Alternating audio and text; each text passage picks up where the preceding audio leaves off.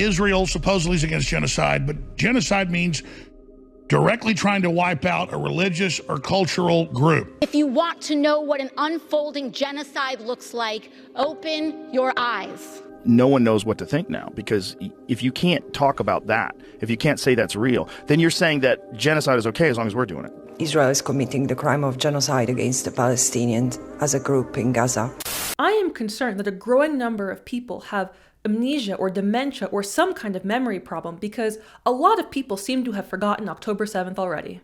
On October 7th, Hamas attacked Israel, tortured, raped, murdered, and took Israelis hostages. No sane person who remembers what happened on October 7th is calling Israel's actions right now genocide. No one who recognizes Israel's right to self-defense and to make sure that October 7th never happens again is calling this genocide. No one who is informed about the effort that Israel is putting into preventing civilian casualties and only targeting Hamas combatants is calling this genocide, unless tons of people have just simply forgotten what genocide means. Hello Internet, my name is Kaya Willis and welcome back to my channel. Today, I want to dive into this claim that Israel is committing genocide and look at the facts and evidence that very obviously dispute this false accusation. Let's start by talking about the definition of genocide. So this term is actually relatively new to English vocabulary. It was first written in 1944 by a Jewish-Polish lawyer who wanted a term to describe the mass murder of Jews that occurred during the Holocaust. The term was popularized worldwide when it was recognized by the UN General Assembly in 1946, and then gained further usage with the creation of the UN Genocide Convention in 1948. So I have a lot of issues with the UN, and I will go over those in another video,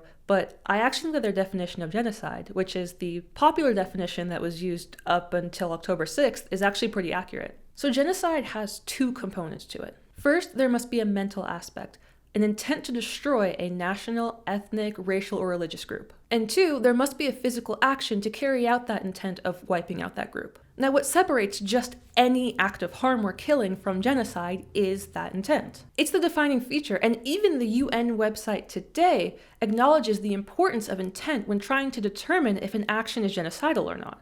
And the importance of intent is not limited to just the concept of genocide. Let's say that some robbers broke into a bank and start shooting up the bank tellers, and then police show up and start shooting the robbers to stop them. The robbers who are killing people are murderers, and we would recognize that by killing innocent people, they are doing something that is horrific and terrible and evil. We would not also call the police officers murderers for stopping the robbers by shooting them. The police are acting in defense of the bank and the employees by taking out the shooter. There is no moral equivalence between what the police are doing and what the shooter is doing. Even though they're both shooting at people, the intent matters. And yet the people who are calling Israel genocidal are dropping the intent, and this includes one of the UN's genocide experts. What they're saying is that because people in Gaza are being killed, that means that what Israel is doing is genocide. But again, this completely drops the fact that what Israel is doing, the intent that they have, is completely different than regimes that have actually committed genocide. One of the most disgusting false claims that I have heard since the beginning of this conflict is that Israel, which is home to so many Holocaust survivors, is doing what was done to the Jews during the Holocaust and repeating it in this war with Gaza. 6 million Jews were killed during the Holocaust. And they did not die because their leadership murdered, raped, and tortured German citizens. Hitler targeted and killed Jews simply for their race, just for being Jewish. Under the rule of the Turkish government of the Ottoman Empire, hundreds of thousands of Armenians, Assyrians, and Greeks were genocided in the early 20th century. And they were not killed because the Ottomans were trying to rescue their citizens that were being held hostage in underground tunnels. They were killed for their religion, specifically for refusing to convert to Islam. During the Rwandan Civil War, Hutus killed hundreds and thousands of Tutsis. And these people were not killed because Tutsis were launching rockets from behind schools at the Hutus. The Tutsis were killed for being Tutsis. They were simply part of the wrong group. That is genocide. Now let's compare that to what Israel is doing. If Israel is this racist entity that is trying to get rid of the Arabs and Muslims that live in the area,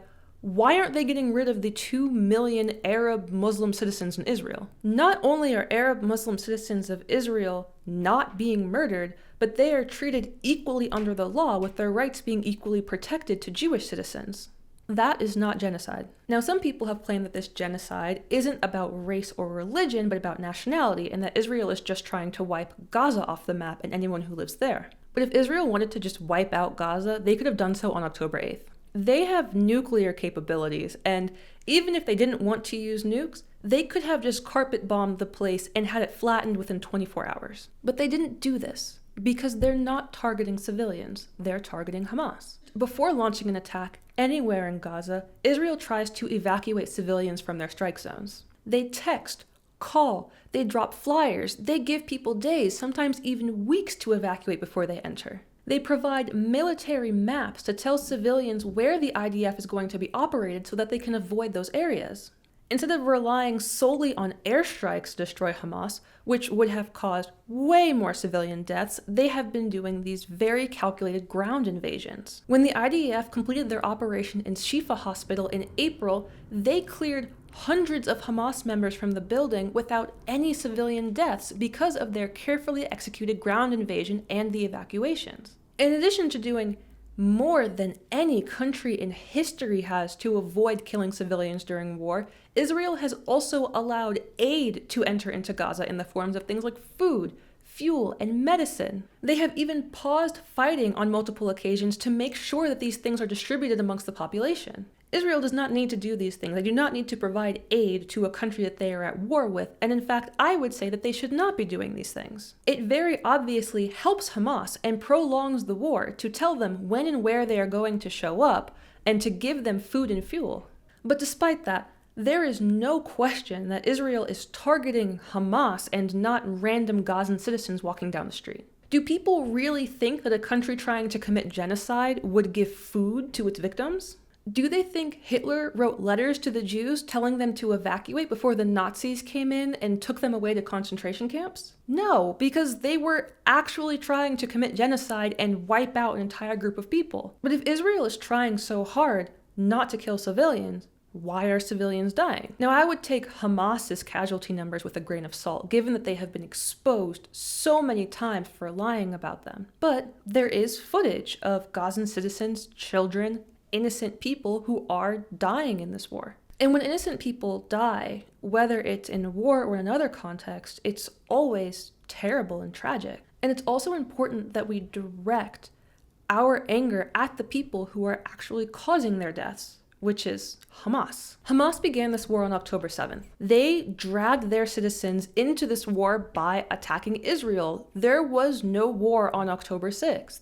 If Hamas had not attacked, Israel would not have retaliated. Unfortunately, Hamas are murderers, and they are also cowards. They attacked knowing that this was an act of war and knowing that Israel would respond, and then they went and they hid. Hamas is using hospitals, schools, and tunnels under civilian infrastructure as military bases. They are using these bases to store weapons, launch rockets, and so that their citizens can be used as shields for themselves. Hamas also wears civilian clothes. Although they march around in uniforms in their propaganda videos, when Hamas is engaging with the IDF and actually fighting, they are trying to blend in with civilians. And Hamas is able to hide among civilians because they are constantly trying to prevent innocent people from evacuating from their war zones. There have been reports from Gazan citizens saying that Hamas tells them to stay even after Israel warns them to leave. There are reports of Hamas stealing or damaging methods of evacuation, like them taking people's car keys, or in some cases, even killing people who are trying to leave. And for the people who are able to evacuate and get to these safe zones where aid is being distributed, Hamas confiscates the aid and creates a famine for its citizens.